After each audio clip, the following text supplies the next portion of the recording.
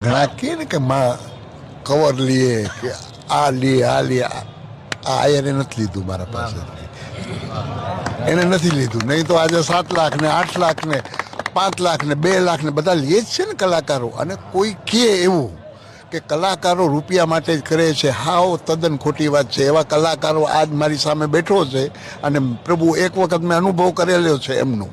મેં કીધું તો મેં તો અહીંયા આમ કરવાનું છે, મને કે બાપા હુકમ કરો ને, હુકમ કરો.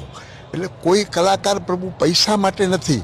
અને પ્રભુ એક એ મહેનત છે, પ્રભુ એ રોજીરોટી છે એમની, એવું કંઈ નથી. એની અંદર એમનું ઘર ચલાવવો છે, લે એમાં શું વાંધો છે. અને સમાજ દીએ છે ત્યારે લે છે ને, આમ સીધા ખીચામાંથી એમ કાઢી જ નથી લેતા ને, ખીચામાંથી કાઢી નથી લેતા.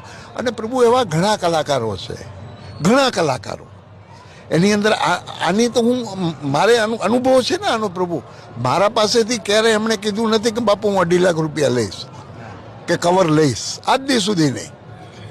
એટલે કોઈ કલાકાર આપણે સમજતા હોઈએ માનસિક તે આટલા રૂપિયા લે છે, આટલા રૂપિયા લે છે. હા, લેતા હોય છે કલાકારો, પણ જ્યારે તમે પ્રભુ એની સાથે થોડોક તમે નજીક જશો ને, પ્રભુ જે 7 લાખ કહેશે ને તમને, 5 લાખ કહેશે ને, પછી એકદમ તમે નજીકમાં જશો ને, તમે એમ કરણી કહેશો કે આ ચીજ આના માટે છે, એટલે પછી એના મોઢામાંથી એક શબ્દ આવશે, તમે જે દેશો ઈ, તમે જે દેશો ઈ.